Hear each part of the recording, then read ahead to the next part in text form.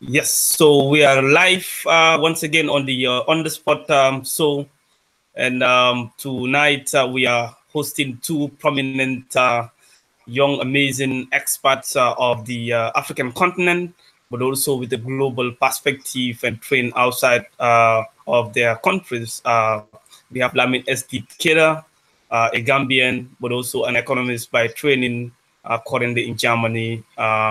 And also we have Tinos Chimondo, a brother also trained as an environmentalist, currently studying here in Belgium, Brussels, the capital of Europe. So let me also qualify that to start with. And tonight we are talking about the need to reassess the political changes taking place in the African continent, and specifically we want to re-examine the one-year anniversary in the Gambia political scene after Adama Barrow took power in the last presidential election of December 2016. And also, we also are going to have another perspective of the political change in Zimbabwe as well after Robert Mugabe was also politically ousted, if you like. He lost through a kind of a system change, if you like, that also brought about his end to a long-term rule since independence. So having these two gentlemen would be of great immense highlights to look into this core issue of transition, system change, and a better Africa. So I'm going to start with Tinos Chimondo to introduce himself quickly, and then we also have our brother Lamin SD Keda to also introduce himself as well. So, Brother Tinos, the floor is yours for a brief introduction. Thank you, Mr. Jim. So, as has been mentioned already, I'm Tinos Chimondo from Zimbabwe.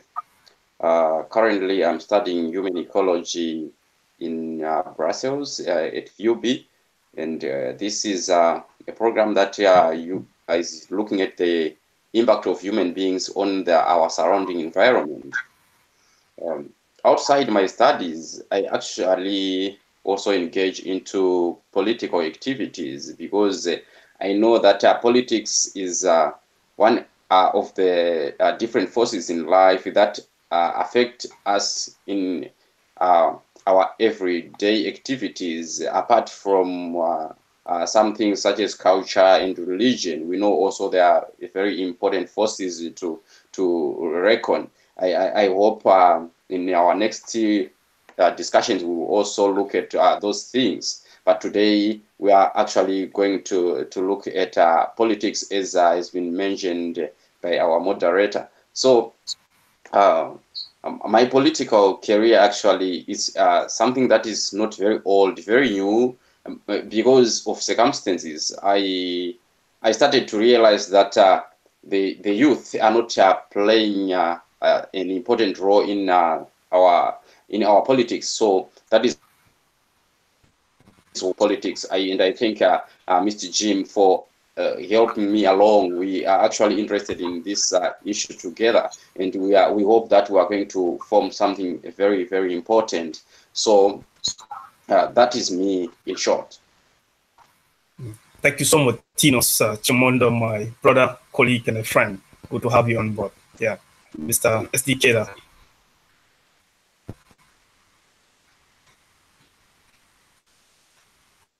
Yeah, thank you very much, Jimmy, and thank you very much, Tinos, for that beautiful introduction. My name is Lamin SD Keda. I graduated from the University of the Gambia. I was born and raised in the Gambia, and then I moved to Germany for my master's in economics, and I have a master's degree in economics of strategy and also innovation and change.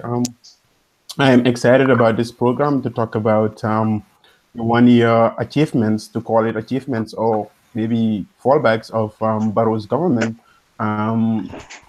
to the Gambian public. And I think this is important for every citizen to be able to reflect back and be able to see where our country is heading.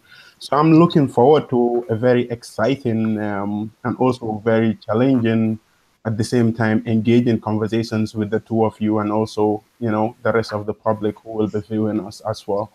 So thank you very much. It's a pleasure to be on your program. Yeah, no, thank you so much, brother and a friend, colleague, for joining us on this platform. Once again, my name is Jimmy Hendry Nzally, probably the tallest name, as I'm also tall. So we're going to have a lengthy discussion tonight on this very important platform. So I'm going to start with Lamin ST Keda to give us a rundown of the political situation in the Gambia. What happened? Where are we now? Oh, thank you very much for that question. A little bit broad for me, but I would like to say today I would want to very much place my arguments very much in accordance with economics, because this is very much what I am familiar with. And for other domains, I will probably leave it to my Sarahule brothers like Dra to talk about the law and Jimmy to talk about the more details about politics. Nonetheless, with economics, we also have political things that we could talk about. Yeah, this is a wonderful question. Where are we? Where have we been, and where are we heading to? I think it's the baseline for your questions. So first of all, let's look at Gambia in Jammeh's regime. I try as much as possible to not very much consider Jammeh's government and try to be very much forward-looking, but it is fundamental that if you have to base your analysis on rational expectations, you should be able to take all data into account, because rational expectation, as the economics argue, is the most and the best form of expectation formulation. So first off, I want to take a look at the balance of payment of Gambia. And when we talk of balance of payment, it's basically the amount of money coming in and out of the country. It could come from exports, imports. It could come from remittances from our foreign people who are outside and all that. But how does the balance of payment look like during Jammeh's era, and how does the balance of payment of Gambia looks like today? This is important because when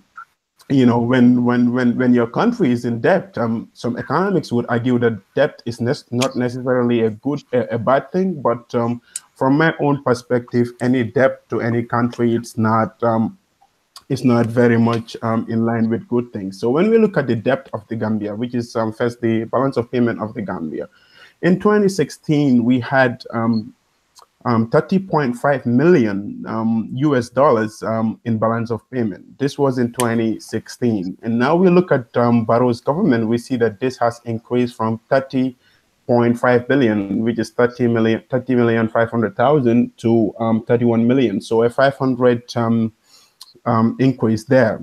So, but we also have to take into account what accounts for this increase as well. Also, when we look at Jammeh's government, we have basically seen a whole lot of violations of a lot of human rights and all that. People been sent to jail for no fundamental reason or something like this. And also, we tend to see a decrease in this area during Barrow's government. But I wouldn't like to delve much into this. I would first of all want to talk about what this Barrow's government acquire from Jammeh's government. So first, we acquire a huge balance of payment debt of 30.5 million. Second, there is low level of usable international reserve. Third, the agricultural season, which is contributing almost about 22% of the GDP of the Gambia, was also terrible. I mean, we could all remember the Ebola outbreaks, which in our budget analysis, the finance ministers are still using as an excuse, because I tend to see it as an excuse for having poor agricultural output in our country. So bad agricultural season has also been something that was acquired by the government, because it contributes immensely towards the GDP. Hence, if there was a bad agricultural season, the amount of amount of the amount that accounts for agriculture in our GDP would definitely fall. Political turmoil. We've heard of the state of emergency. We've had ECOWAS had to come into our country in order to be able to stabilize our peaceful situation in the Gambia when there was instability as well. Those were things that were inherited. There was also a low level of tourism in the Gambia, and tourism also is a very big part of our economy. It also contributes a whole lot towards our GDP. So the number of tourists coming to Gambia also really, really went down, which also impacted our GDP. The results of this is because of the political situations that we had in our country. High level of commodity prices. You could see prices of fuel, prices of goods, prices of, in a layman perspective, I could just say trying to pay for transportation from one location to another also went up. So these were fundamental things or basic things that were inherited from the past previous government. Now, I think it is important to also mention what Barrow's government committed themselves to. So after acquiring this huge debt, what do they commit themselves to, and how far have they gone? I think this could be the best way in order to be able to analyze the 1 year the 1 year achievements of Barrow's government. The first commitment that Barrow's government took is to be able to cut the expenditure, the total expenditure of the government of the Gambia to 2.8% of our GDP. This is equals to about 1,300,000 of US dollars of our GDP. How they intend to be able to cut this kind of expenditures is first to look at the system, the Gambian government system, able to see areas which most definitely needs revenue cutting, or areas that are definitely attracting revenue from the government. Means the government is spending on them, but they are not necessarily turning out to economic gains. So for example, we could look at the amount of workers that have been in the government labor force, but not necessarily being there. What I mean by there, on paper, you could see them, okay, Jimmy Nzally is still working at the University of the Gambia. We have to pay his salary, but at the end of the day, Jimmy is not working, but his name is still on the system, as the government described it as ghost workers. So they wanted to reduce the expenditure of the Gambian government by cutting down these ghost workers in our system, which I think is a very good commitment. Especially in the teaching system, there is whole number of names in the system where you don't really find them there. Another thing is vehicle fleet. Government public owned vehicles. They want to put reforms around this area in order to be able to cut down expenditure in terms of how to maintain these vehicles, how to take care of them, the amount of fuel, coupons that go to these vehicles. Also, they wanted to cut the taxes on goods and services as well. This is the expenditure wise. So in order to be able to get to a balanced budget, I mean, if your revenue and then expenditure equals each other, then you would definitely turn out to have a balanced budget. But if you want to reduce your debt, basically there are two ways of doing it. I mean, if you are spending $10 today and then you cut your expenditure to 8, that means you are going to have €2 left to you. So cutting the expenditure is definitely very fundamental and important. And another thing I want to talk about now, I just talked about the expenditure part. Another commitment that the government took is also how they intend to generate revenue, not just cutting the expenditure as well. The government also they intend to generate 2.2% of our GDP for revenue. And how they intend doing this, first they said it's not, when I look at this revenue generations that our government thinks, I think they are not very sustainable. I think it's a one-time revenue generation and then they are done. So the first thing that they wanted to do is to sell the presidential planes, which are not in very good condition, in order to be able to gain revenue from this. They also want to start selling lands to not necessarily Gambian people, but also international investors in a very attractive touristic areas, so that they can invest and build up. That could bring foreign direct investment, but also still subject to debate. They also want to recover stolen assets from the previous government as well. So these are things that the government of the Gambia commit themselves to, that they want to do. When now, have they achieved these things that they said? Is it too early to judge? Is it too early to say that these things are not achievable in this time lag that we are talking about, which is just 1 year? That is subject to debate, and we could talk about in details. We can talk in details about that. But I want to talk about. I mean, online conference. I want. Yeah, yeah. I want to talk about the achievements that the Barrow's government made, and this is very important. I mean, it's not necessarily achievements that you could see in your day-to-day life, but they are achievements that the government made as well. So the government, because they have this huge balance of payment, they have been able to reduce the T-bills, that is the treasury bills that central banks offers to the public, from a rate of 17% in 2016 to a rate of 11.5% in 2017. Now, this leads to low interest rates and therefore makes domestic borrowing cheaper. So that means if the Gambian government is going to borrow money from its citizens or from other investors or something, the rate at which they would borrow would be lower. So the interest rate is lower. And that's a big achievement. From 17% to 11.5% is a big achievement for me. Expenditure-wise, 1% of GDP, mainly from presidential office, has been cut. Like the budget that was allocated to the president's office in the previous governments was huge.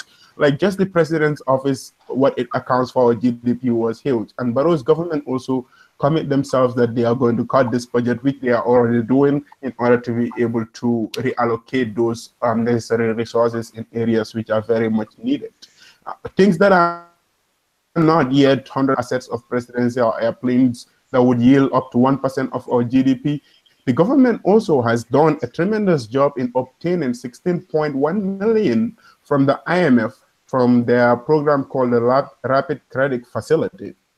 In order to be able, this generation is fundamentally geared to be able to reduce our balance of payment.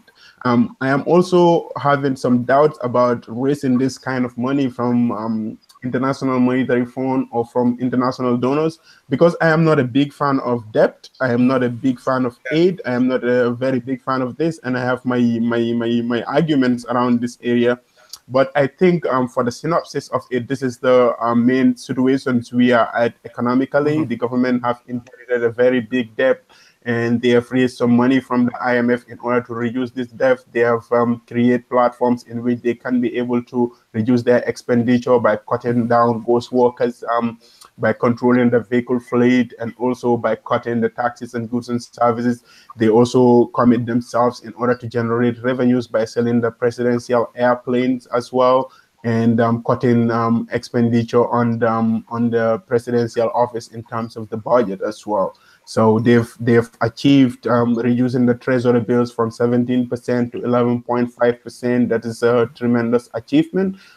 So I think for now it's just 1 year, and maybe in details we can discuss more and talk about how this 1 year looks like, whether it's even time for us to say, did they do well, or should we still wait? I think in the long run, we can talk about that in the future. But that's the synopsis of the Gambian economy for now. Yeah.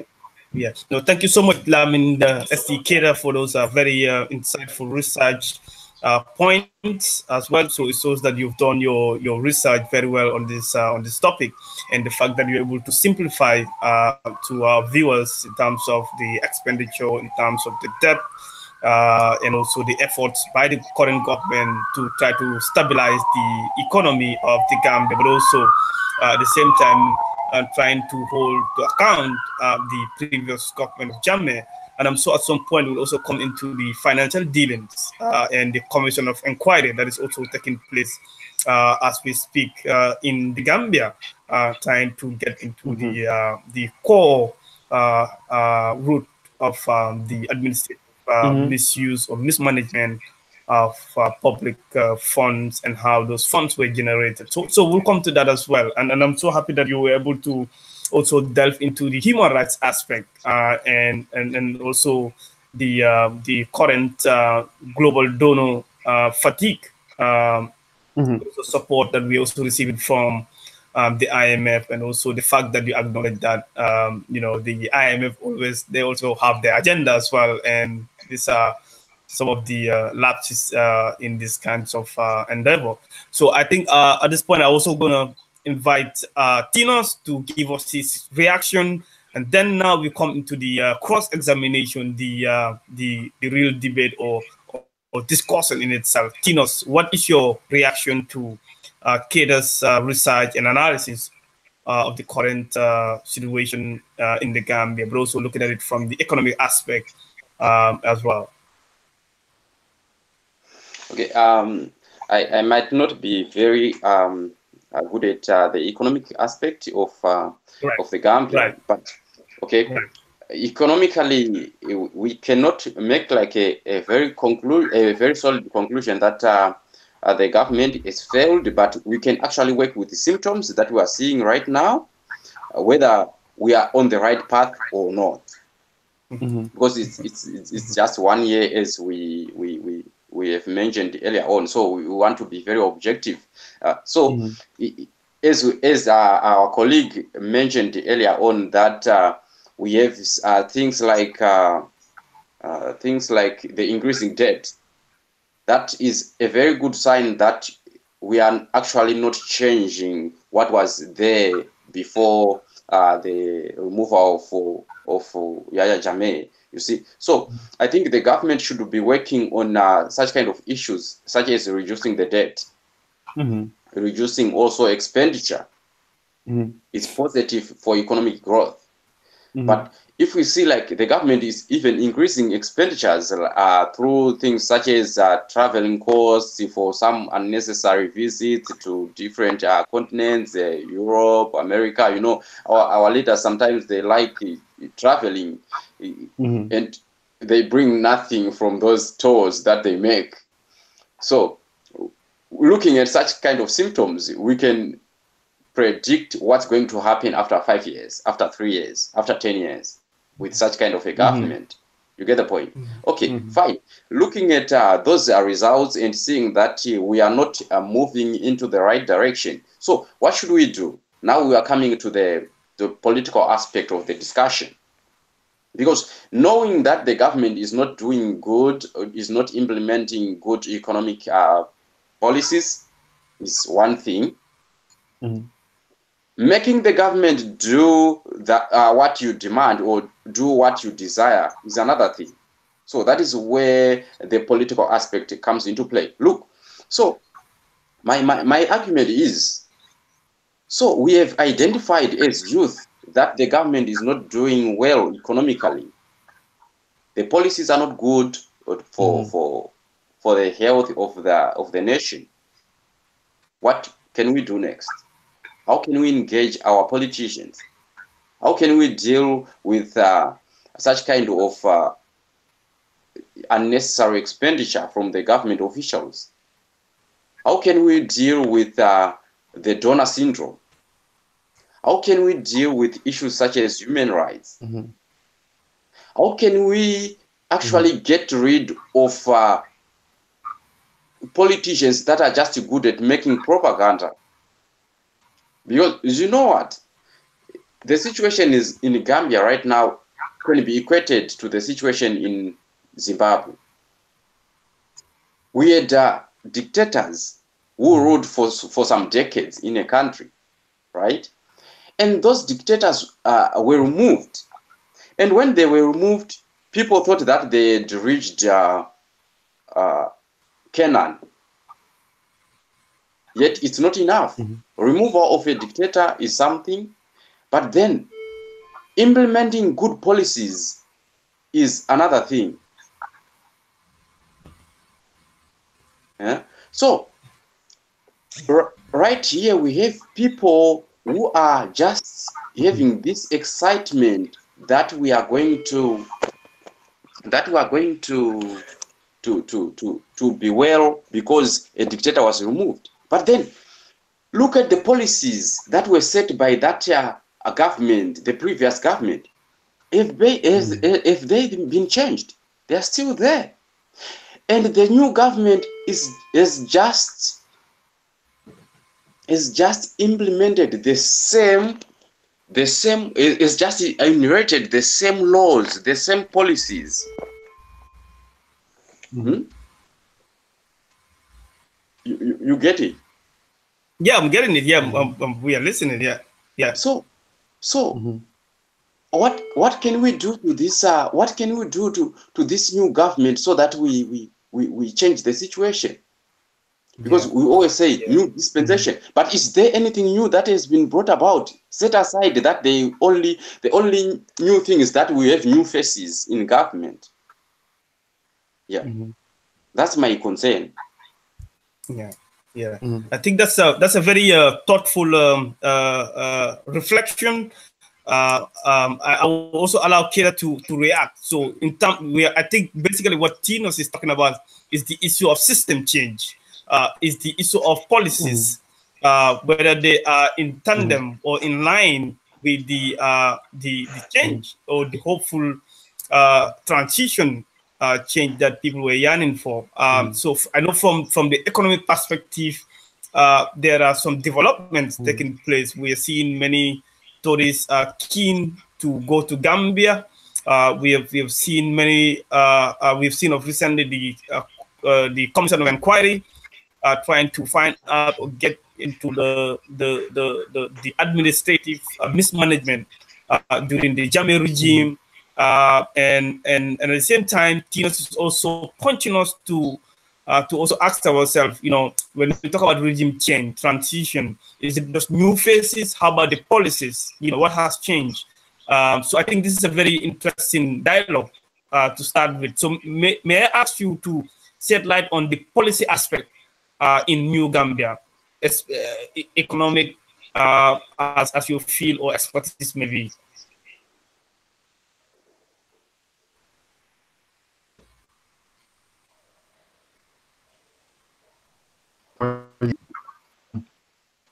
Are you getting me? Yeah, very well, yeah. Are you getting me? Cool. I think it's a very important question, and I think for us to set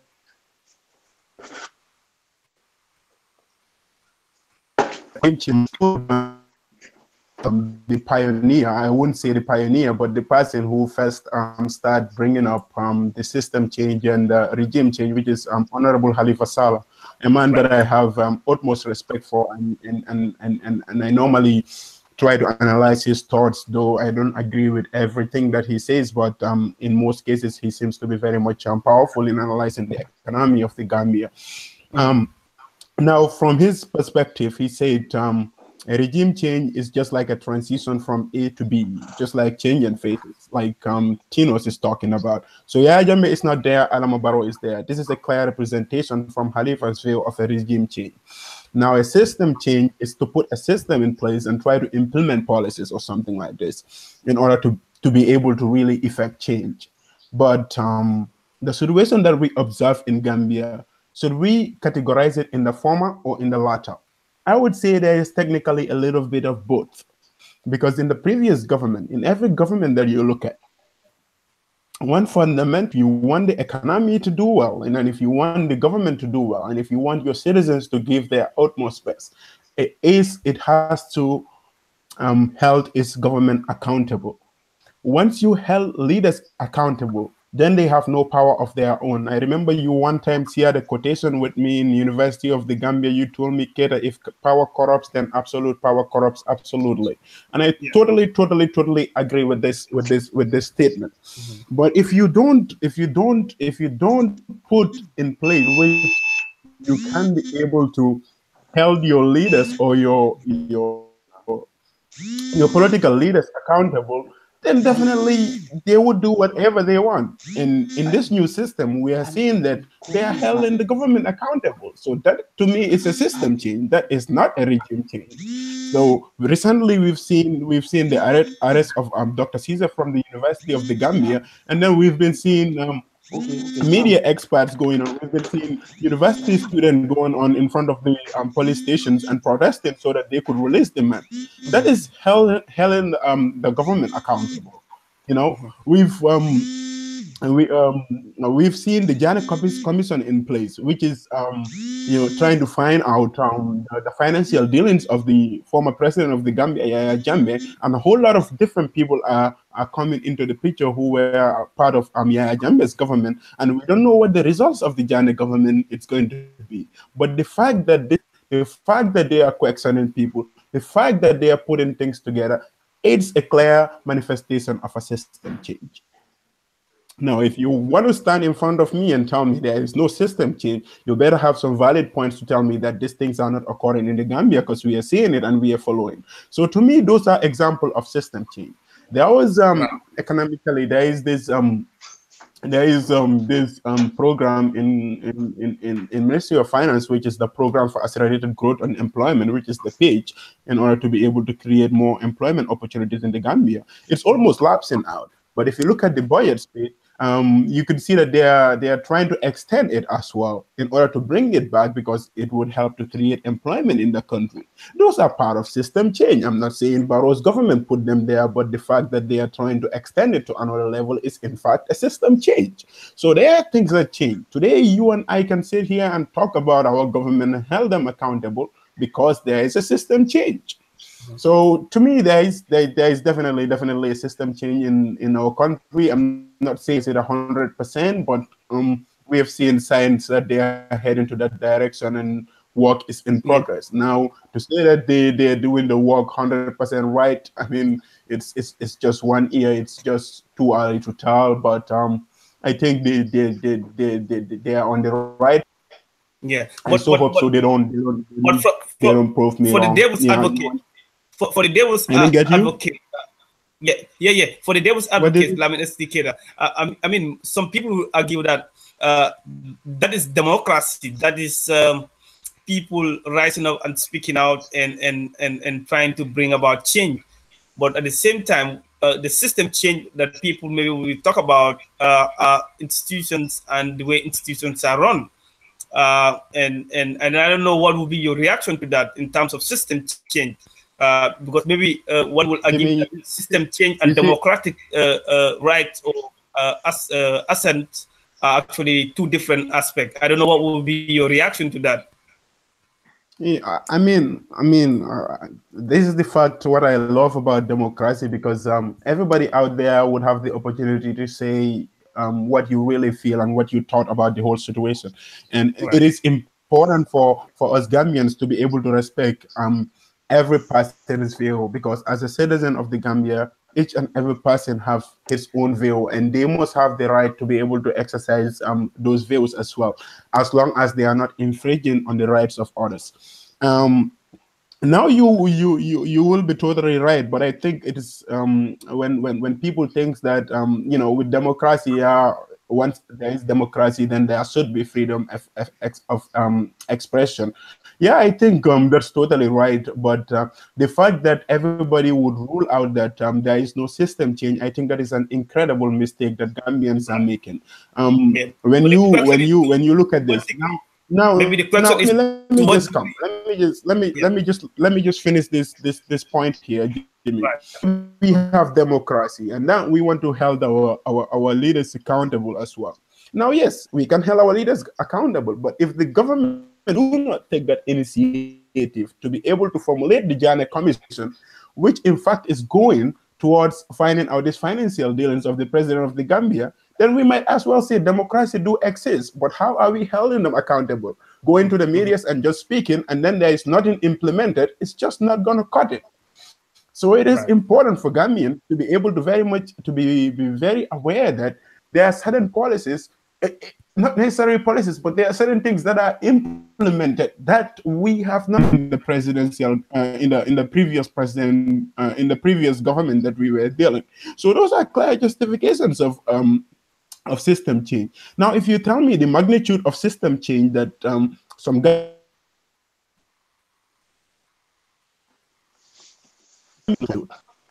but there is zero system change is an incredible mistake that Gambians are making and need to very much reflect back and the mere justification that when you have democracy it comes with accountability, then you know, there are a lot of countries that we might consider as a democratic country, but if those governments in those countries do not implement policies that would enhance and be a driving tool of those democracies, it's merely a democracy that you dream of, but it's not a democracy in reality.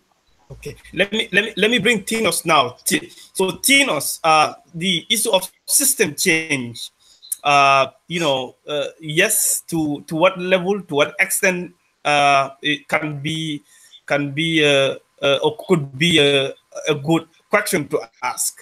But exactly what do you mean by system change? Because I was trying to distinguish system change and the right to the right to expression, the right to free movement, the right to association. Can these two be linked, or system change is different from this other side, as Keta is trying to point out?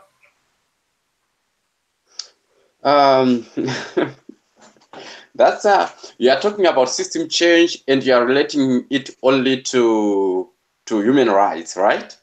That is what you are doing. Good, but that's actually a part of system change. What systems actually do we have in Gambia or in Africa in general? What kind of systems do we have? What kind of things should be changed? Of course, the human rights issue is another thing. Look, we actually have a problem in Gambia and in Africa in general of institutions. Our institutions are defunct. They're not working. If they are working, they are only working for the interests of certain individuals. So for me, system change in Africa or in Gambia specifically to be something that will bring results, we should actually talk about major and important institutions in the country. What is our financial institution like? Who is running it? How is it being run? What is our judicial system like? That institution is very important because it's the one that is actually going to deliberate on human rights. It's going to deliberate on policies and laws and regulations. What is it like? Do we have the right people in such kind of an institution? And what are they doing? What is the state of our law enforcement institutions? Are they doing the right thing? They're just they arresting innocent people, like what we have seen recently in Gambia. Arresting someone merely because he just made a very innocent and a very good statement. That person is arrested. There need to be a system change in the law enforcement institutions. That's system change. Who is running our elections? They're always disputed every time. They're always in favor of a certain individual or group of individuals.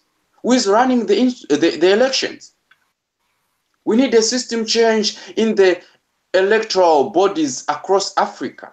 We need those institutions to be independent. We need those institutions to do their job perfectly, so that we actually come to a point where we trust our institutions. Right now, we don't trust our institutions.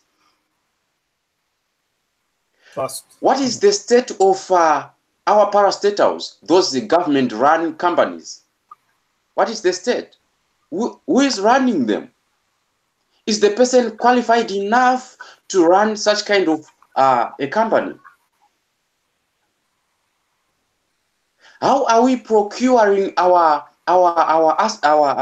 goods and services? I mean, the government. How is it procuring them, from outside or from within? Are they doing it in the right way, or they are just maybe floating prices so that some individuals can benefit? The procurement board, because I've seen a lot of corruption in those procurement boards. They say maybe an item that was supposed to be bought on maybe $20, it becomes $40, 100% more. That's a system change. What is the accountability of our politicians? Look, we have a thing such as someone comes into politics very poor, no capital, nothing. And we know their salaries. After 5 years, that person becomes a millionaire, nearly a billionaire. How come that you just had a miracle when you entered into politics? So I would encourage in such a case for politicians to declare their assets before they enter into politics so that we can have good accountability. We need system change. Right. Looking at the level of Africa, we have ECOWAS, we have the SADC in Southern Africa, just to mention those two. We have AU as the motherboard in Africa, right? What are they doing to curb some situations that actually need our attention? What are they saying? What are they saying about the issue in South Sudan? What are they saying? There's nothing solid coming from them. We need to have a system change in our institutions. What are they saying about the situation in Congo? What are they saying? Recently, they had an AU meeting, but we never heard about anything solid that came out of it. They just tell you like, we want development. Such kind of rhetoric statements, always you hear, we want development in Africa. We want to improve our economy. We want to make sure that we raise our people from poverty. But ask them about the strategies that they are going to use to bring those changes. Nothing. Those are just mere statements. We should move away from just making mere statements and execute. Our leaders are not executing anything. Yeah, no, I think I just want to come in here. This is you're making a very making very important points here. So I just wanted to bring into context the statement you mentioned about the arrest of Dr. Ismaila Cisse, who was arrested because he made he had an interview with a local newspaper in the Gambia, and just to paraphrase his remarks were directed to the fact that the long-term security of the Gambia should be in the hands of the military or the security force of the Gambia rather than ECOWAS or economic forces who are currently present in the Gambia. So he was arrested, interviewed or questioned, tried, charged, and then later was released and all charges dropped. So I wanted to bring that that as well. I think the other thing you also mentioned was the issue of the AU. I'm happy that you mentioned the AU because recently we've seen Paul Kagame.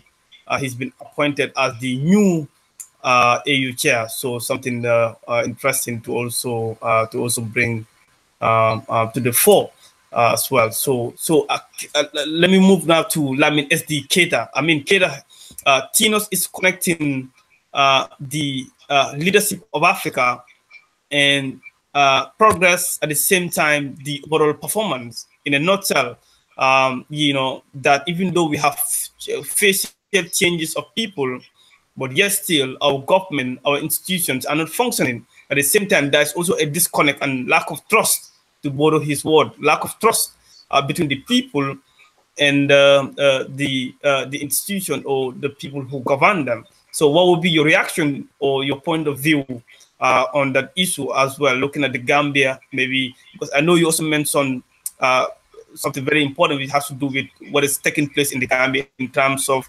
the commission of inquiry that has been set up to probe into the mismanagement of Jammeh as well. But also one could also argue that the same commission of inquiry was also set up when Jammeh came into power.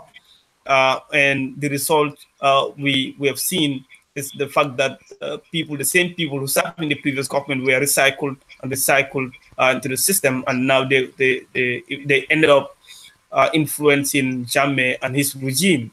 And the current regime, we've also seen the fact that just for the devil's advocate, we've seen there is also the issue of selective justice, wherein some of the prominent Jammeh's associates are not facing the commission. For example, the former Speaker of the National Assembly was sent to South Africa as the ambassador. We've also seen Dauda Fadera, who served as the PMO head, that's the Personal Management Office. Later, he was appointed as the Secretary General and currently moved away from the Gambia and now in Washington to serve as the Gambia ambassador to the United States of America. So coming back to Tina's point, is this system change, and why would how would a system change supposed to look like for you? Thank you very much. Let me first of all make a little bit clear justifications of what I said previously. I am not saying that we have experienced system change in totality in the Gambia, but what I am talking about is you cannot deny the fact that it is an effect. That's why I gave you an example of the Janet Commission and the people being able to express, their rights the way they are supposed to. So one can argue that the magnitude of system change that we are looking for is not yet there. That I might agree, but to say that in totality it does not exist is just an incredible mistake everyone is making, and it is fundamental to question when we talk about institutions. What are institutions? Are institutions just buildings around the quadrangle? Are institutions the policies? Are institutions the people that we put in place? It is fundamental for us to know what institutions are as Gambians before we start analyzing them. Now, I talked about accountability. I talked about accountability. And it is the fundamental and the biggest foundation you can lay for any country which its leaders are being corrupt or not very consistent. Because once you held them accountable, once you held a leader accountable, he is sure to implement the right policies. Because then, one, I implement the wrong policies, or I am being corrupt, and then they held me accountable, and then I fail. The next step is I go to jail or I face the law. So once that is in place, there is no real accountability in the Gambian country previously. And now I'm seeing it is taking effect from step by step. When we consider the Jammeh regime, I mean, he is now in Equatorial Guinea. Hadn't been that we have real accountability policies in place, maybe probably, the ECOWAS wouldn't even have to come to the Gambia. Maybe probably Jammeh would have faced justice in Gambia or something like this. Maybe he wouldn't have even ruled for 22 years. But there is no accountability of our officials, and we need to account for each and every single penny that is given to the government. Where they spend it, they need to come to us and tell us this is what is happening. And that is what I am seeing in the new government. I am seeing the tourism minister being on Fatuzo, telling people that these are the kind of policies that he is implementing in his department, telling the people of the Gambia that this is the number of tourists that came last year, this is the number of tourists that came this year, this is what we did to bring more tourists, this is what happened when we had less tourists, this is what we are thinking of, investing in the tourism area. So these are things, before somebody accounts you, he has to know what you were doing in the first place. So for the fact that they are engaging the public and giving them information about what the government is doing is in itself a core and a pivotal part of accountability in the first place. Now, the new government is holding a lot of press conferences. The president of the Gambia is doing it. Adama Barrow currently is doing it. His ministers are also talking to the press. How many of this have we seen in the previous regime? Now, should somebody come and tell me that that's not a clear justification of accountability? You better have some very good justifications to convince me. So it is important for us to think in this direction, and for us to know what are institutions and what we are doing in order to be able to account for these institutions. Now, I'll give you a good example. I am not saying the Gambia is 100% in a good situation, but I think we are on a good track, and inshallah we would get there. Now look at Transparency International and look at where Gambia ranks in terms of corruption index in the whole world. Gambia now ranks 145. My friend there, his country is more corrupt than my country. He ranks 154. But I am just saying, in general, that African countries, most of them are corrupt. But we do have outliers in Africa. Botswana is a good example. So what is there that Botswana is doing different that other African countries are not doing? How can we be able to replicate those kind of models in Africa, on the African countries, for us to be able to see economic gains? You know what I mean? So it is important for us to understand this. And the core and the most pivotal part of it is first information. Once information is put across, then people know what you are doing, then they can account you. And then we can talk about which policies do we put in place in order to be able to account our people who held our public offices. And I think these are the fundamental things that we need to put in place first in order to be in order for us to be able to be able to set our economic straight as well. Yeah. So I'm so happy that you brought in some examples, some good examples in terms of how things are beginning to change in Gambia, having the president to have dialogue with the people, journalists, been asking questions, and all of that. These are great signs that there is. Jimmy, you mentioned a very critical point, which I forgot to address. And basically, the Gambian people are just saying Jammeh Loyal is being part of the new government. I think this is basically what you were talking about the former speaker being now an ambassador. Is it in line? Also with justice? Yeah. Why are they not facing the Commission of Inquiry or finance management? I saw some activists like Pasamba Joe. They're saying these people wanted, the likes of the former speaker during the political impasse. He declared, he supported and also was key in declaring the emergency that the state of emergency that was called during the political impasse, and he was also very instrumental in passing and getting certain policies. By the previous government of Gambia passed, and in the end, he now have like an easy ride. So what kind of system change is that? So some may wonder. Tinos, I'm sure you're gonna come very soon, but I just wanted to get that clarification as well. Jimmy, I am not disagreeing with anybody out there who is saying that the kind of system change that we want is not yet in place. It's not yet in place. I am saying that Lyman Estikera is also saying that the system change that we want for Gambia is not yet in place. Is progress being made? Yes. This is what I am saying. And it's very fundamental. And I don't want people to go out there and misquote me as well. I am not saying Gambia has already... Absolutely not. Because I'm not...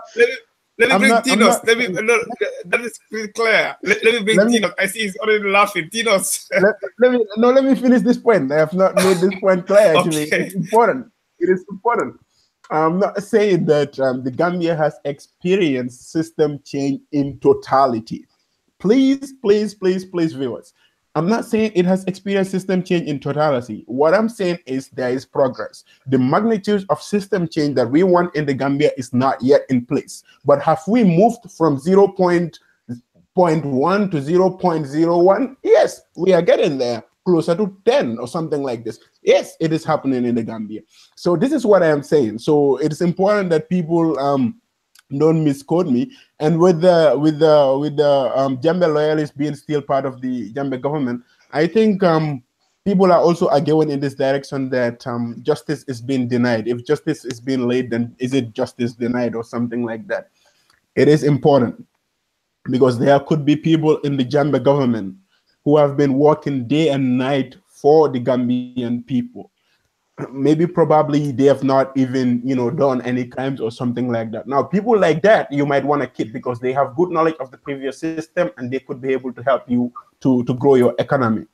What I am not very much in what I do not agree is people who are saying that Anybody who has been part of the Gambia government should not be part of this new government. That is just an amazing mistake everybody is making.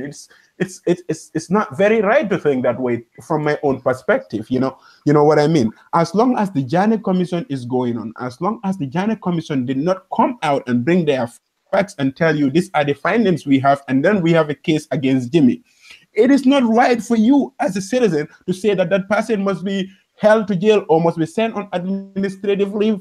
What justification do you have for that? You have no case against somebody. Why should you just go against him? So we have to wait. Yeah. It takes time. It's not something that's just going to happen tomorrow. Yeah, but we have to wait until the Janet Commission. The issue of the selective justice. It's not been. Why is it that the former national speaker he's still not yet brought to book? Why is Dawda Fadera not in Gambia to face the commission? I mean, some of the systems. Can I ask you? Was he summoned? Was he summoned by the commission? Was he summoned by the commission? So these are things that maybe we should allow also Tinos to also comment, and you get the clarification. Tinos, yeah, I know Kino is already tight. Let me comment on Lamin's one other statement. There's this one thing I want to first introduce to you a situation in Zimbabwe. Zimbabwe was detached from the rest of the global community. Why? Because everyone was saying we don't trust the government, right? Trust is one thing that is very delicate. It's very difficult to build trust, and once you build it, and you should not make a mistake of destroying it or just putting an image that the trust that you have built is now suspicious.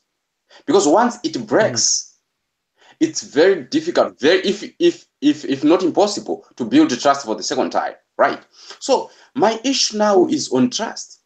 How can we trust? We cannot have a case against an individual, but how can we trust an official who has been working for a very evil government that has been known to be evil for 20 years, for 22 years? How can we trust that person? Have we ever heard that person denouncing what was being done in the government? Just for a minute. Have we ever heard such an official denouncing it? Never. So can we actually say simply because the guy doesn't have a case that we can actually bring before him, so the guy is really good? Not having a case actually should not be a justification of the official being a good official. What was his role? Did he denounce any activity that was being done for 22 years? Or whether less than 22 years or what? You get the point? So if we want to build trust in our institutions, can we still include people whom were just carried forward from the previous government? What was making them to be silent about things that were wrong? Because I think the problem that we have in Africa are good people that keep quiet and do not denounce bad things. Those are the worst people. So is as bad as people who were doing wrong things, because he never said anything against those people. Because if he had said anything against Yahya Jammeh, he would have not been in the government for so long. So actually, I do not want to buy into your idea, I mean, like that not everyone who was in Yahya Jammeh's government is evil. Of course, it might be true, but what did he do to help the people of Gambia? He never did anything. So we can assume that he was supporting Yahya Jammeh in a sense. He actually managed to support Yahya Jammeh to be in power for so long. So for me, actually, personally, I would not allow an official who was there with all those things happening to actually continue into the new dispensation. I will not agree with that. I may not have evidence or a case against that person, but my case is just being silent on bad things that are happening is as good as supporting them. True. So this is a very interesting dialogue now. We are seeing now. So which is that the fact? Yeah, I'm so curious you're coming now. So the fact that you know, the question is where was the current president? Where was he? And the fact that he was so influential, he owned a business he was running. We also have to bring this as well. He also served as the treasurer for the UDP, the United Democratic Party, where he was elected or chosen from to represent the coalition team. So this is really interesting, Lamin SD Kera. So what would be your reaction to Tinos's critical perspective on this issue? Because this is all part of a reflection, looking back at the 1-year anniversary of the current government, but also who are our leaders, who are those people in charge, and how can we better understand them, but also hold them to account, to use, or to borrow your earlier statement, which is the issue of accountability and transparency, which is currently, as we've seen, gradually coming up. The Commission of Inquiry, regularly having journalists meeting with the president. So this we commend this effort, but also someone may argue the issue of rights, the issue of people speaking up, was fought for by the people and not the current government, not the current president. The people, in fact, went outside, they fought, and they brought about the change. And so the fact that today people have the guts to speak up is because they fought for it. They went out, they voted for voted out a next up is a government that they think should be transitioning. But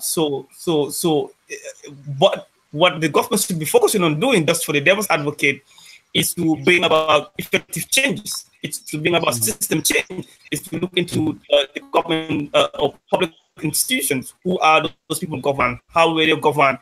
What were the mismanagement? How can we move forward? What are the new policies in place? What were the bad laws? What have we done so far? So I think this is where Tinos is taking us in the discussion as well. Hello? What would be your reaction to that? Yeah, I just wanna talk about Tino's point, and I think the thinking is almost in the same direction, especially when you talk about working for the government and seeing bad things happen and being quiet about it. You are as equal as the person who actually executed the bad policy. I totally see this this angle, and I am very much in support of those things. Like people who have been in Jammeh's government and they have not been, doing things that are in accordance with the Gambian constitution, or that should better the lives of Gambian people, or they are being super selfish in their positions, should be very much held accountable. And I totally agree with this point. For the fact that to say that anybody who worked in Jammeh's regime should be out of the system, it's just bizarre to me. That means we just have to kick all the teachers in the education system because they have been working under Jammeh's regime. So every teacher, every university teacher or something like that, education-wise, we have to kick all of them out. It's still Jammeh's regime. You come to the government. I mean, I'm just taking it in a very narrow perspective, you know what I mean? But I am saying there are hard-working Gambians who work day and night. Perpetuators. The perpetuators. Who work tirelessly in order to see Gambia where it is today. Those who are supporting him, those who are supporting our public institutions. Tinos is laughing. So interesting. I'm just trying to take it down to a very narrow perspective, just for you to see my point. But I think there are very hardworking people in the Jammeh who were in the Jammeh administration.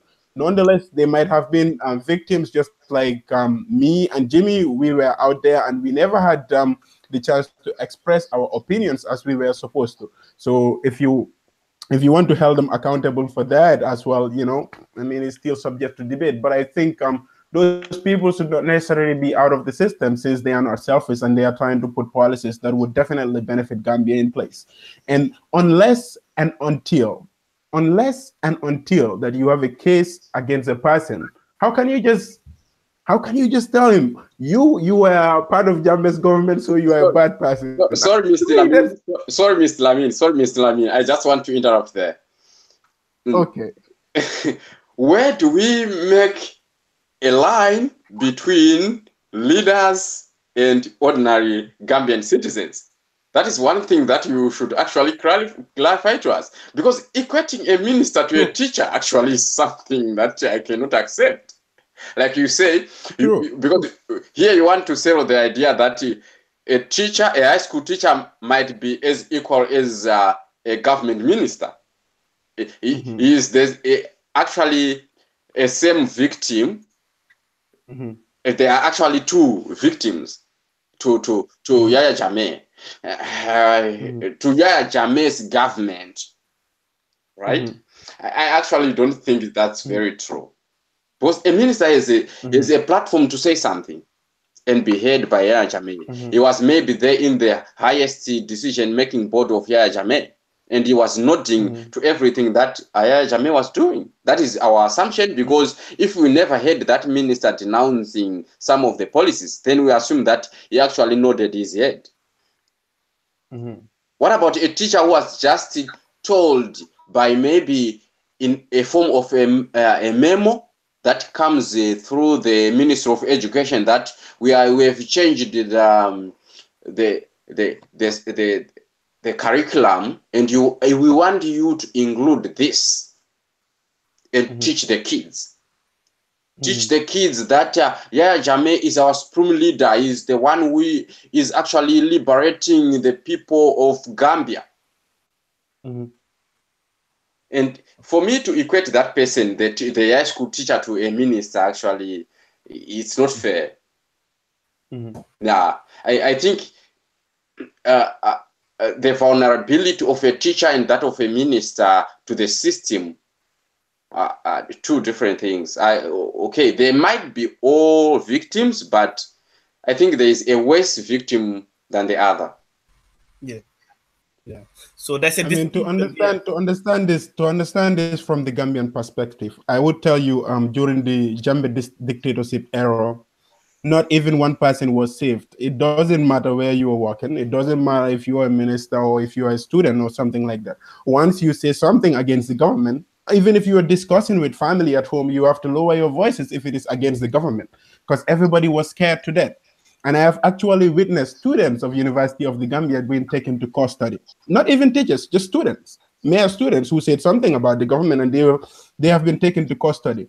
So at that level, I am just telling you that everybody could be a victim under a dictatorship in Jammeh's government. Nobody has the right to be able to say something bad against the government, even if it is a good thing. Once you say it, they will probably come and collect you. I mean, you are very, very right comparing a minister to a teacher. Of course, a minister is very more influential than a teacher in terms of, you know, putting policies in place in a particular country. I will totally agree with you. But the teacher is also fundamentally important, because he is the one who instills knowledge in different kind of students who would then grow up to man those policies in those countries. So he is fundamentally important. But in terms of influence in the economy, I would definitely give it to more to the minister. But that was not my comparison. My comparison was every Gambian citizen was a victim of Jammeh's dictatorship. Nobody was safe. Nobody was able to come out and express what they feel. So this was what was happening in our economy, and I'm not trying to compare the extent to which they could be very much influential towards the government. And I think the general notion of this basic argument is, in order to be able to conclude whether some people in Jammeh's government should still be able to work for Adama Barrow's government. And I think that's the whole total argument that we are having. And from my perspective, I do think people who were rational and then they made their expectations based on rational expectation, and they were not just very much adaptive. Because in rational expectation, you have to take all necessary data into account. So if, for example, Jimmy comes, he did not work for the Gambian government, but he has experienced A, Y, and Z. And Barrow is there, Lamin is there, who works for Jambe's government and has experienced A, Y, Z, and D, and has not done any crimes against humanity or has not corrupted anybody. Who should I give the position? Should I give it to Jimmy simply because I just want to segment or discriminate Lamin because he had worked for Jambe's government? It's just not necessarily fair, and it's not very much equitable. We are trying to create an utopia of Gambia. Let me just finish this point, Jimmy. We are trying to create an utopia of the Gambia where there is an egalitarian distribution, that every mere Gambian, being it the farmer, being it the teacher, being it the police officer, being it the minister, being it the university lecturer, being it you and I, have equal rights, equal opportunities, and that the income of the Gambia is distributed evenly towards different areas, and then we are able to reap the economic benefits of the Gambia together, and not just by one single person eating the whole cake. This is what we are trying to create in Gambia, and it's very, very fundamental that we do not put tribal, we do not put past regime because he worked for past regime. If they do have a case against him, I am totally against this person to work for this government. If we can prove that this person was corrupt under Jambe's administration and Barrow doesn't need him in his government, we totally have to get him out. But if Barrow needs somebody to work for him in his government who had worked previously for Jambe's administration, and the Janet Commission or any other commission that was set up to be able to see if that person was corrupt or not, said that this person has nothing to do with what has occurred in the past 22 years, then that person must be given the chance. And hence, if you don't give that person the chance, then you have violated his right because he has not done anything to harm that country. So we have to be very much fair to each other in this dimension. Yeah. No, thank you so much. I think now we will have to shift the discussion a bit now to Zimbabwe. Tinos, tell us what happened in Zimbabwe. Should we call it a constitutional coup? Should we call it a blasphemy? Should we call it an external coup d'etat? What exactly, how exactly can we describe what happened in Zimbabwe? We saw the military,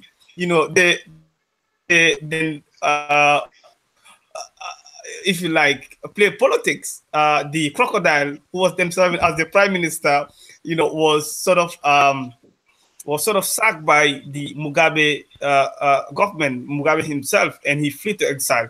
Eventually, he played the politics, he laid down his strategy, and the military helped him to remove Mugabe in power through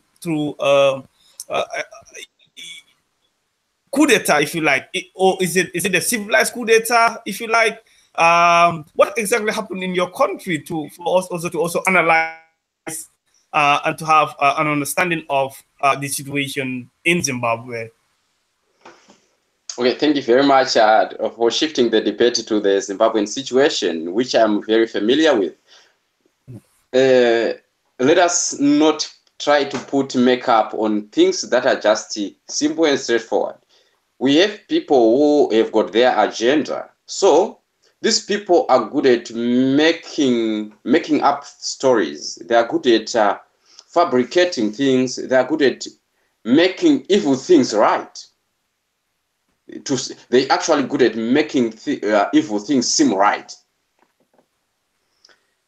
On my own personal point of view, we don't have any other ways to call what happened in Zimbabwe except just calling it a coup. Why am I calling it a coup? We had the intervention of the military, and the military took over power. In what sense? They started controlling the government. They started controlling the media. They started controlling everything, the border entrance point. What did they do next? They asked the president, the sitting president, to step down, to pave the way for a new president. Contrary to their statements, they were saying we are actually targeting criminals around the president. But, okay, fine. After they had gotten rid of the criminals, the so-called criminals around the president, the then president, did they reinstate the president, or they removed the president and put another new person for the president? You get the point? So How do we define a coup? For me, I think that is a coup. It's very clear. Yeah. So No, we'll come back. We'll come back to you. So that is a coup. I just wanted to ask Mr. Keita, the situation in Zimbabwe, how is it different from the democratic or transition or in Gambia? Do you find any difference in these two revolutions? I think the difference is, I mean, at least both of them end up bloodless, I would say. But the total, call it bloodless coup? I mean, what? It's not a coup d'etat. I don't think it's a coup d'etat. Okay, you don't think it's a coup d'etat? I wouldn't call it as a coup d'etat because okay, it's a military takeover. It's a military takeover, and then Mugabe was given the chance to come and resign from the presidency situation. So I don't think it's like a coup d'etat. I wouldn't call it a coup d'etat because there were no guns, boom, boom, boom, boom, or something like that. Well, I wouldn't probably call it coup d'etat. Let me stop you there. Keda, let me stop you there because you're talking about the issue of God, bloodless coup. This is exactly what happened when Jammeh came in power. He came through a bloodless coup. No, I'm not talking about Jammeh. I'm not talking about Jammeh. I'm talking about Mugabe in Zimbabwe. Yeah, but yeah, I know in Zimbabwe. No, Jim, wait. The Yahya Jammeh thing is a different case. Why am I saying it's a different case? Yahya Jammeh was defeated in elections. He was actually an illegal president. He was actually an illegal president. So the army from ECOWAS was there to remove an illegal president from the office. Let's complicate the bit. No. Wait. No, Jimmy. Wait, let's simplify it. Jimmy. What happened is that we are talking about a transition. We are talking. No, let me understand you 100%. Let me understand you. We are talking about a transition. What happened? Jammeh came in power in 1994 because he wanted to fight corruption. He wanted to fight bad governance, and as a result, he came into power through a bloodless military.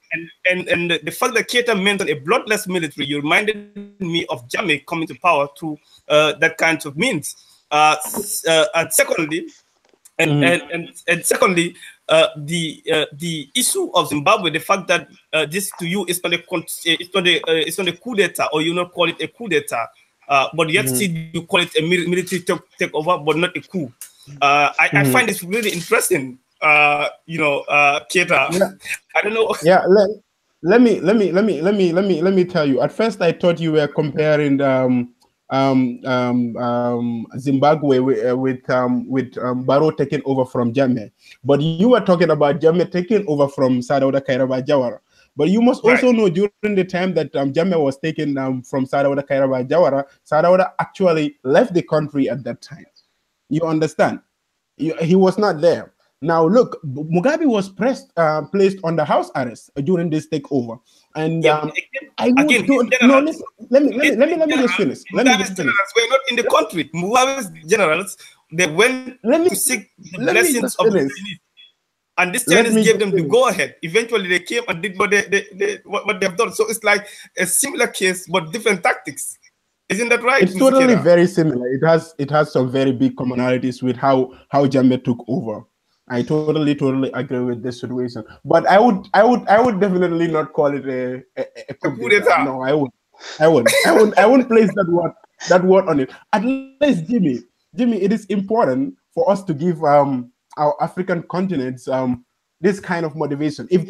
I totally prefer this kind of transition of government than armies going over and then just starting shooting in order to be able to take power from the previous government.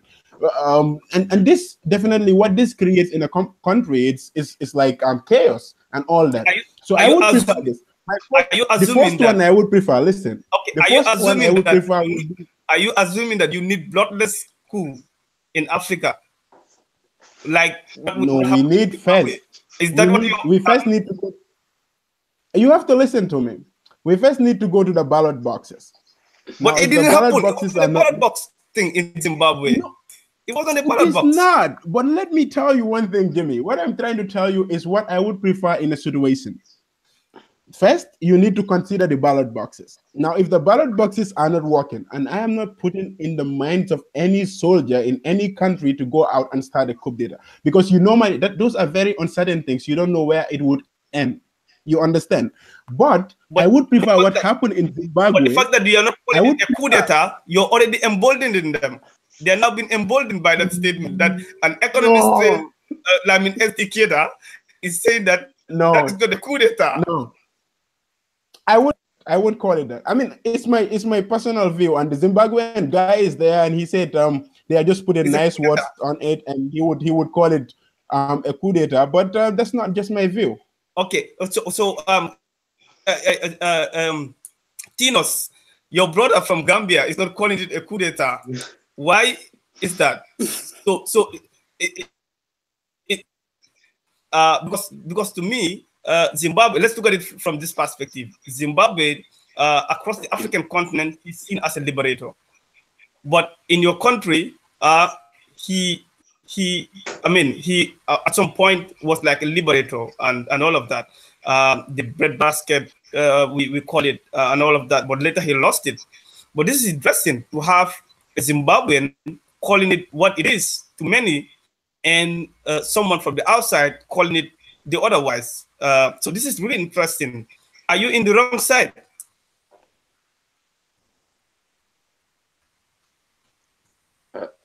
Can I go ahead? Yeah, are you in the wrong side then? Yeah. So, look here. Look here. We have Mugabe there. Mugabe created enemies everywhere. Everywhere. Right? He became a bad guy. He actually became one of the worst guys in the world, one of the worst politicians to everybody, to just ordinary world citizens, and to other politicians, to other world leaders. Right. Look at it this way. He first of all created enmity with the West. Then he implemented what he called the Look East policy, when he started having relationships with countries from the East, such as mainly China. Very good. Then we discovered diamonds, I think around 2006, 2007. Then most of the permits to mine those diamonds were given to the Chinese companies. But later on, he chased them away. He said that the activities were not very good, and there were some kind of corruption or activities that was actually disadvantaging the country from the revenues from the diamond mines. Then he chased the Chinese companies away. He actually told them, you either have a joint venture with the government and stop you stop being private. You have a joint venture with the government, and the government will be controlling activities. Then I think it didn't go well with the Chinese guys. So I think from that moment onwards, his relationship with the Chinese guys was so severed. Right. Now he has become an enemy of everybody. Mugabe, as bad as he was, do we have in the constitution of our country that if someone is bad, we should remove him from power by means of a military? Is it constitutional? Definitely not. Once you remove a government, a current government, a sitting government, by means of any force, it becomes a coup. Whether people die, a coup is not defined by the death of people. Whether people die or not, it remains a coup. Here people are trying to attach this coup to the idea that no one died during the process, so it's not a coup. I don't think so. Because whether people died or not, I think if you understand it very well, so So is it then fair to say that when there is transition by the military and there's no bloodshed, then that is not a coup, and when there is Yes. bloodshed, then that is a coup. Is it fair to put it that way, Kira? Sorry? To my view, Jimmy, this is what I am doing. This is how I am trying to analyze the whole situation. Pinos might be right to say that a particular government out of power with force, whether people die or not, you still have to call it a coup. Yeah. No problem. You can go ahead and call it a coup, but I try to instill the kind of knowledge in people or in society which is rather positive than negative. Like I said in the first place, I said I would. And I think this point I have to make it very clear so that you can get it. I said I would prefer the kind of transition government that occurred in Zimbabwe than the former, being that the soldiers come around and then they start shooting people and people die during the course of this transition. Having a bloodless military takeover is way better for me than having that one. And hence, if this is going to occur in any African country or something, that would be preferred to me than the latter where people would die. And first, what I would prefer for every country is to have a democratic system in place in which the voice of the people stands. Now, Tinos is talking about Mugabe creating enemies from in the West or something like that. It is important, Tinos. It is very, very important that our African leaders know themselves. And I think Mugabe, no matter what you want to say about him, no matter how bad you want to talk about him, no matter how you want to say he oppressed the Zimbabwean, I think he's a man of virtue. I think he stands by his words. And I think that was one of the fundamental things that he was not very much in line with the West. I mean, I don't want to go into economic details of how the West treats Africa. Man, we are treated as a dumping ground for a lot of Western economies. I mean, you look at migration and then you look at refugees, how they are suffering in Europe. I mean, you look at international trade, even things that you make in your own country, the raw materials, when they go to the international market, the prices have been determined by these Western economies. So it doesn't necessarily mean that we have to totally agree with the Western economies. And if you don't agree with the policies of the Western economy, you are referred to as a leader, the enemy of the West. Look at the NATO. Look at where Western economics come together. A war on one country in NATO is a war on all the countries that are part of the NATO. Is the African Union the same? Is the ECOWAS the same? Now take a good look at Muhammad Gaddafi of Libya and what he was trying to achieve for Africa. He was considered as an enemy of the West. Now look at the kind of chaos situation that is occurring in Libya. Would you consider Muhammad Gaddafi as a bad person? I know you are Zimbabwean. If you consider Robert Mugabe as a bad person, that's your personal view. But I think he's a man of virtue. I don't know. You can go in details, Jimmy. Let me make my point clear there, Jimmy. Let me make my point clear there. Interesting, because we are talking about African leadership, but also we are talking about we're giving very interesting perspective here in terms of how people perceive their leaders. Yes, look, Mugabe.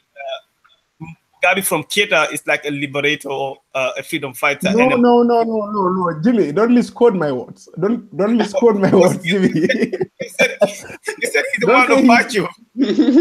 No, Jimmy, listen to me. He said he's a man of virtue. No, he said he's a man of virtue. Listen to me, Jimmy.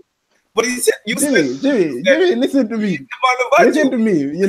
After this show, I don't want people going out there saying that Keita is a big propaganda of the dictators and Keita is a big propaganda of his government. So I have to make things clear. Wait. Mugabe is a man of virtue. Is that what you said? Does that mean he's a liberator? Does virtue mean liberator? What is virtue? Yeah, but integrity, Character. No, listen to me. I like people who stand by their words. And I don't know I don't know the dealings between Mugabe and the people of Zimbabwe. The dealings that I care about, that I was thinking about, was Mugabe and the Western world. And I think the clear notion and also the intention behind it, it's also to help the Zimbabwean people. Okay. Now that we're having this analysis, I think my point quote here unquote said made an enemy of the West. Yes. Yeah. Look, can I come in, Jim? Can I come, Jim? There's something that I want to clarify. An enemy also say he's a bad person. I mean, you can be an enemy of the West, but you are actually the best person for your country. You know what I mean? So don't misquote me. I'm not a propaganda of Robert Mugabe. I'm just saying the good qualities that I like about him. If you want to mention the negative qualities, try to mention the good qualities of him. Okay, so, the good qualities. Now, this is interesting. Now, we are talking about good qualities that people like about Mugabe and our brother here. so and also he is funny. He's very funny. But now the fact you're talking about good qualities, then my question is that how is Mugabe different from Jammeh, or how is Jammeh's case serious from why is it then wrong to prosecute Jammeh or to turn Jammeh in the bad way, Keita?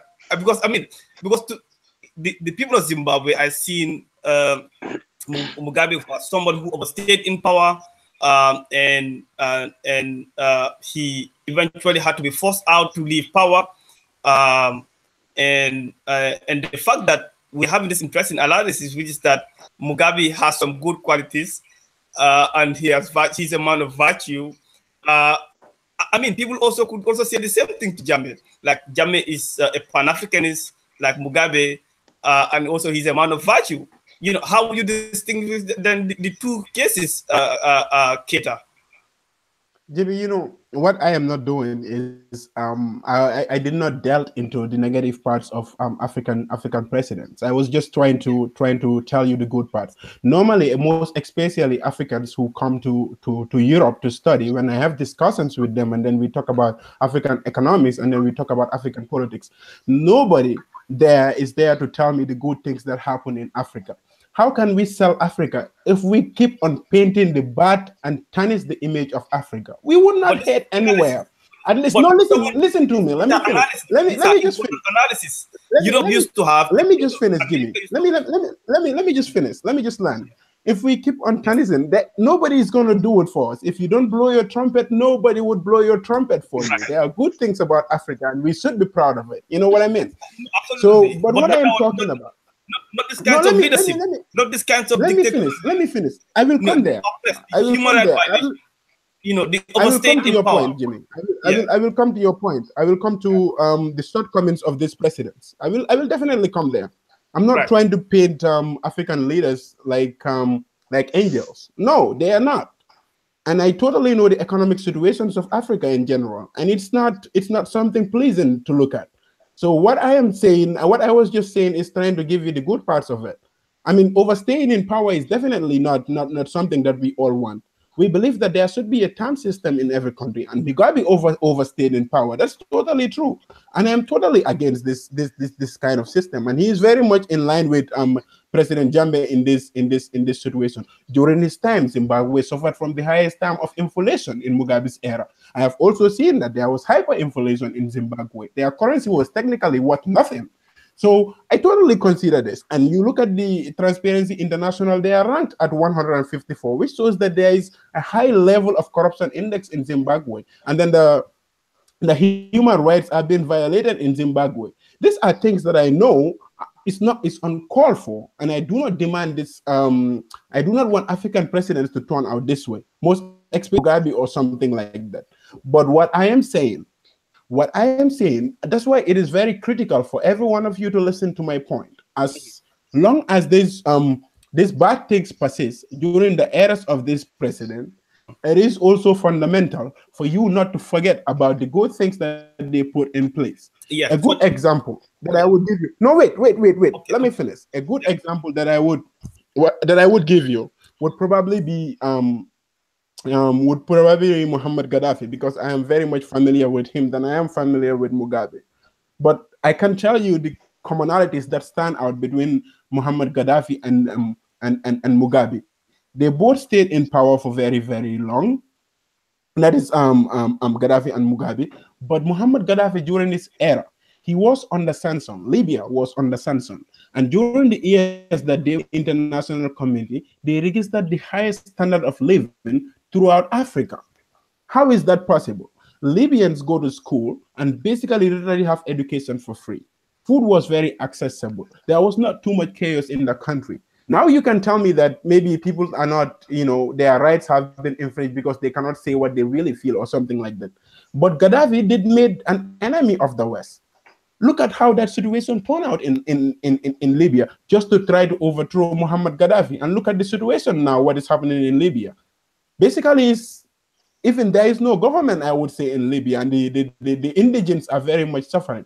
So as much as we want to talk about the negatives of Africa, it is fundamental and it is important for us to be able to highlight at least some of the benefits that we receive from these leaders. And I am not trying to make them as angels. They've done horrible things. Yeah. And I don't know the extent to which Mugabe violated the human rights in Zimbabwe. Mr. Lamin, they've done horrible things as well. You know what I mean? I know, absolutely. I think Keda's point, we agree in terms of projecting the good image of Africa. But sometimes, part of the analysis, but also part of the discourse, some of these things will, the critical aspect must always be examined and re-examined. But my question to Tinos is that, is it fair to assume that you're also not giving due credit to Mugabe as discussed by Lamin Keda? So, sorry, can you come again, your question? Yeah, my question here is that is it fair to argue that you're also not giving the more deserved credit, or the credit that the credit is also talking about, to Mugabe? Let me explain the first thing here, that I must not be misquoted. I said Mugabe became an enemy of the West. I'm not saying Mugabe was wrong, right? So I was trying to come to this point of the justification of a coup. Why? Why are people justifying it? Because SADC was quiet about that. African Union was mum about it. The world community never said anything about it, right? And then that is why people are saying it was not a coup. Because they actually wanted SADC to say it's a coup. They wanted the AU to say it's a coup. Then they also wanted the UN to say it was a coup, right? Then because Mugabe created enemies for himself, whether I was doing wrong or right things, you may create enemies whether you are doing right things or wrong things. It's only determined by whether the other people on the other side are accepting what you are doing. So the international community as a whole was not accepting what Mugabe did, whether it was good or bad. So they kept quiet, and then a coup happened.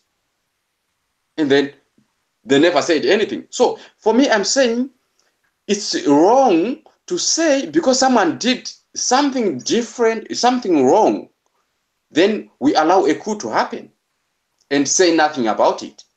I also welcome the transition. Yeah? Don't misquote me there. I didn't like Mugabe because actually he troubled. All right.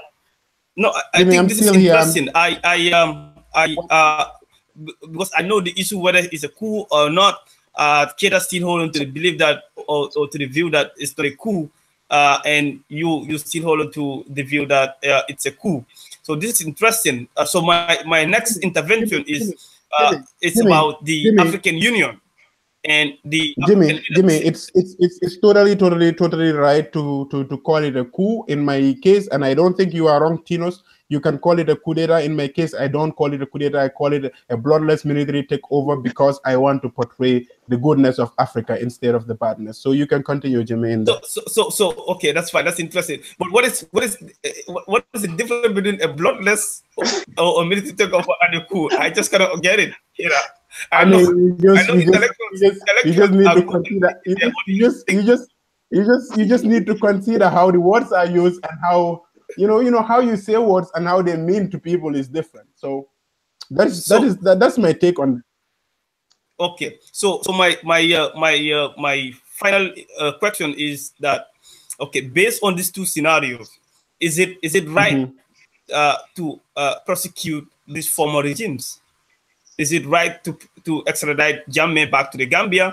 Is it right to also prosecute Mugabe? To start with,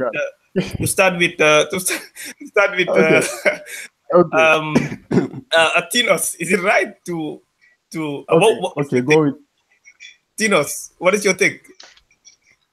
I want to first intervene on what Mr. Lamin was saying. Mr. Lamin sounds like he's saying when someone does something good, right, and then later on does something very bad, right, or like to the same magnitude as the good thing that he did earlier on, then we should appreciate it, and maybe we should not talk about the bad thing, right? Someone does something good, we should appreciate that.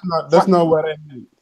It sounds, that's why I say that is what I say it sounds like. So when someone does something bad, if it's worth prosecution, we should prosecute that person. Whether he is our liberator, he did something very, very good, but we should prosecute that person. We should not look at the right thing and say, but he's a human being, but that's not justice. Is that the law? Okay, if so the law says you are someone who stole, someone who was corrupt, someone who stole, someone who murdered should be prosecuted. Then that person should be prosecuted. That is what I think. So you think the two of them should be prosecuted? Yeah, people who who committed crimes should be prosecuted. Okay. Let me educate. Should the two be prosecuted? I want to ask the question. Where would you take them to? ICC or where? We have our own judicial system before going to ICC. Which is technically not working, but we should use our own judicial system. Don't we have which is not working? A law that caters for such kind of crimes? Do we say politicians that commit crime should go to ICC, or we say any citizen who commits a crime should face justice in his or her own country? Well, you and I are just very little in the lower latter, African leaders who did this kind of things, most of the time they are called to take them to the ICC. But I'm not gonna delve into that much. I will just go ahead and answer Jimmy's question if these two leaders should be prosecuted or not. When I start this debate today, Jimmy, I talked very much about accountability, and this is very much important for me. And I think once African leaders if they are not held accountable, it's very difficult for us to be able to see progress in our economies. And I think anybody or any public servant in which the laws of the country have been violated, you are found guilty of those laws, I definitely think you should face the consequence of the law to the latter. So should Zambia be extradited to the Gambia? I mean, if the crimes against him are proven, most definitely he should. I mean, you and I lived in the Gambia, we totally know those exist. So I don't think the law personnel would find it hard to prove a case against President Yahya Jammeh.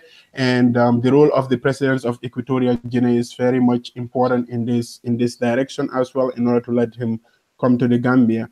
In Tino's case, for Robert Mugabe, I don't know which kind of laws do they have in Zimbabwe, but in previous African countries that take over the government and they have been corrupt, and next government comes over, we've seen a lot of those who have not gone to the ICC. They are still in the country and enjoying. Look at Nigeria, for example, is a good example. A lot of presidents were there who were corrupt and still lives in Nigeria.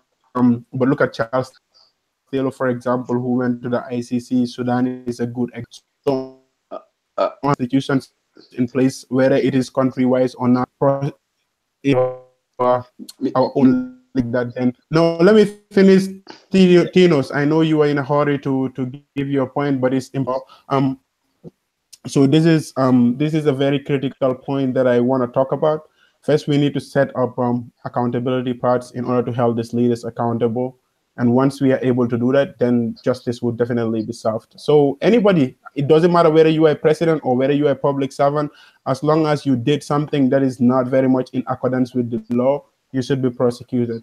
And for Tino's case, I put quote unquote that he said that I am saying that if somebody does a bad thing or a good thing that are of equal magnitude, we should appreciate the good and leave the bad. I'm never saying that you should neglect the bad things that people have done. So you should put that into consideration.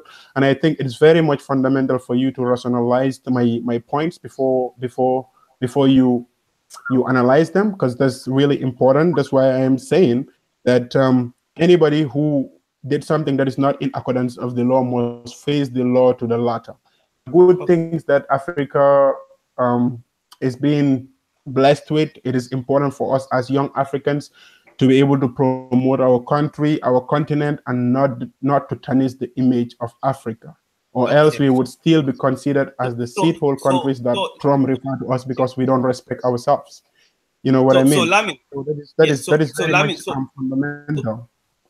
So Lamin, so you are in favor of prosecution, justice. I am in favor of prosecution when the crime is proven. I mean, Jimmy, it is important. Something, you know, the law is very tricky. Something might in fact be true, but can they prove it? Even if I kill somebody today, Jimmy, but we go to the court of law and they cannot prove that I killed this person. Why is it that the developed countries are above us? The developed countries, they would observe you in order to be able to get a real case on you, and then they would come for you. Then they can prosecute them. But if I don't have a case against you, even if you did it, and I cannot prove it in law, in front of law, then you are as free as what you can be. So I am saying, you and I know that Jembe did a lot of stupid things in the Gambia. And I don't think the lawyers or the law practitioners would find it difficult to prove a case against him. As long as they are able to do that, he should go to jail, and he should face. You also mentioned a very important point, Lamin SDK, which is the you mentioned a very important point, Lamin SDK, which is the issue of protecting Africa and the good image of Africa. Fantastic.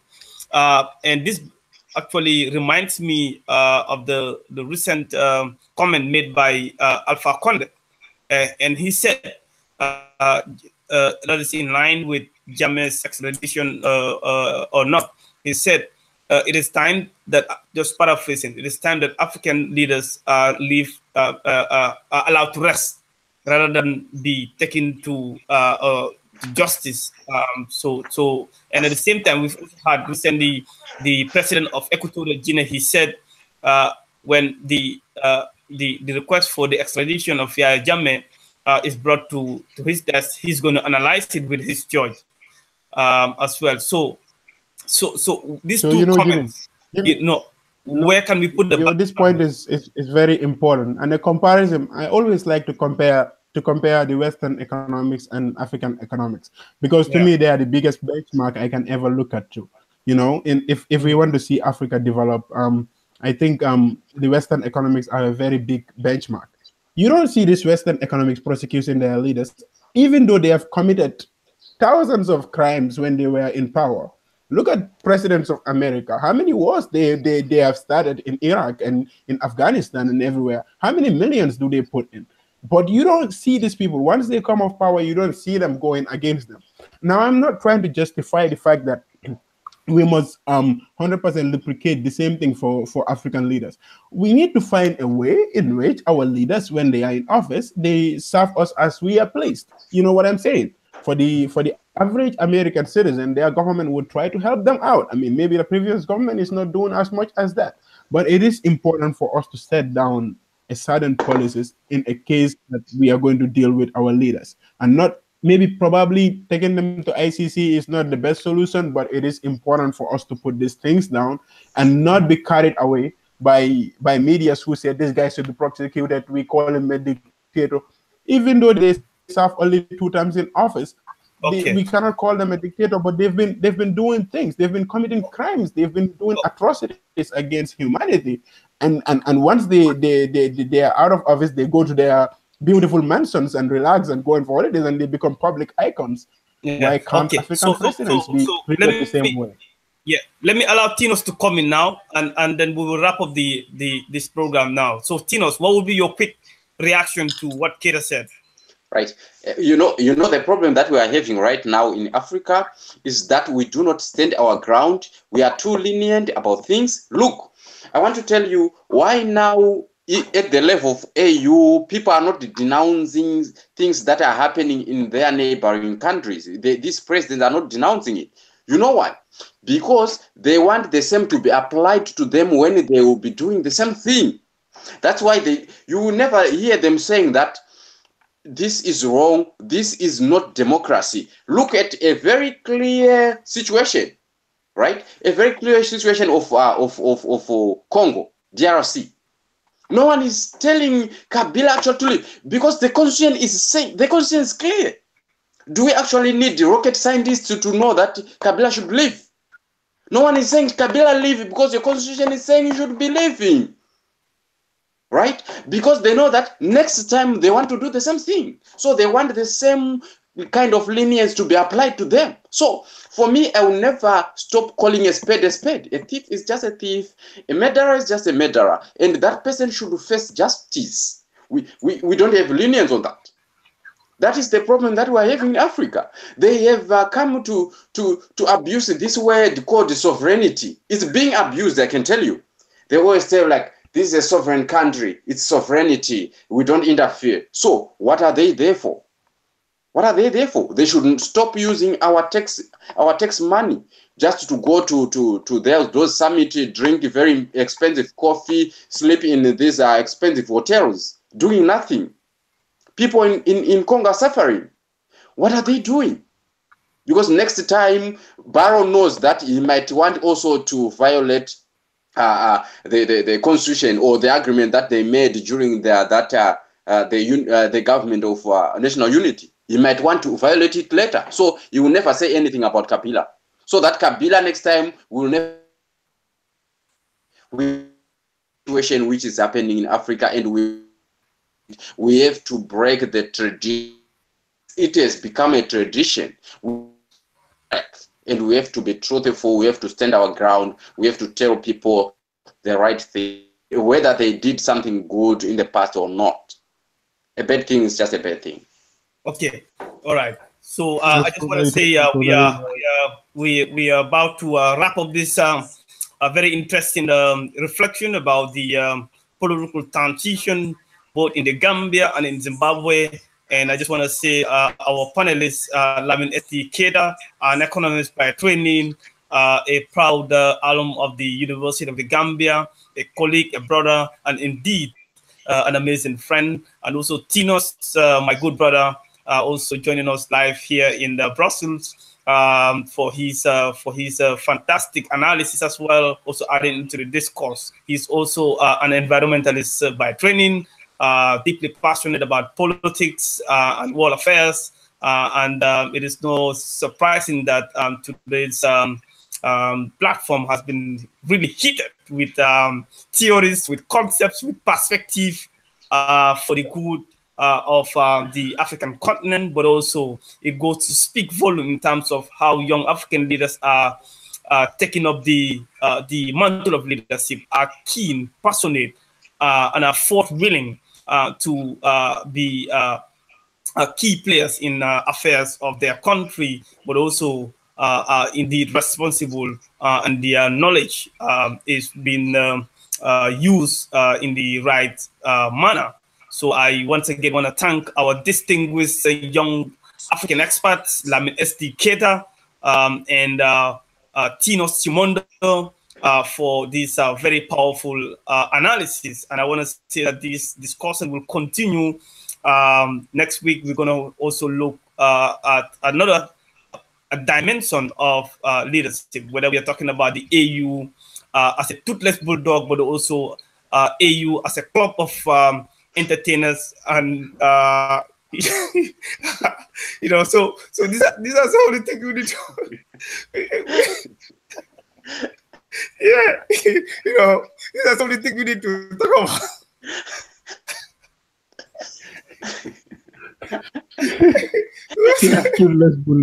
I think Kenya is already laughing, but you know we have to be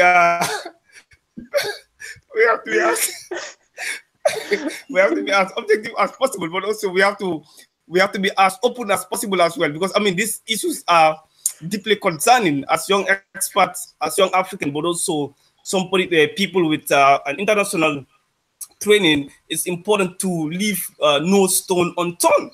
So we continue to have a dialogue in this endeavor. We're going to look at the AU. You know, we're going to look at transitions taking place. You know, whether Africa is path to democratic transition. You know, we're going to look at all these issues, but also we're going to look into the stories of young amazing leaders. You know, what are their amazing stories? You know, whether we are talking about SD Keita in Germany, whether we are talking about Tinos Chimodo, who is here in Brussels. You know, so and a host other issues to be discussed. And I think at this point I would like to allow my distinguished young African experts to give their final words. Maybe I start with Tinos Chimondo. What I can say is that we as young Africans, we should actually be vigilant. We should be on the watch. Whether the government is still doing good things or not, we should not fall asleep. We should be there. There is one statement that our African politicians are always telling us: leaders of tomorrow. We are the leaders of the future. When is the future? Can we actually build a future when the present situation is actually in shambles? Today is the foundation. So our future is built on a foundation that we are laying today. So let us lay the foundation well. If someone is actually disrupting the foundation, we should actually that person tackle the problem so that our foundation is laid well, so and then we can build a very beautiful future. So let us actually participate in these events that are always affecting our life, so that we won't be blamed by our kids, we won't be blamed by the future generations, that we just let things went the way they liked. We should be heroes of tomorrow, that we did something that helped the future generations. I think that is what I want to say. That is how I want to encourage the African youth. Yeah. Thank you. Mm-hmm. Yeah. Yeah. So thank you so much, Tinos. I think now we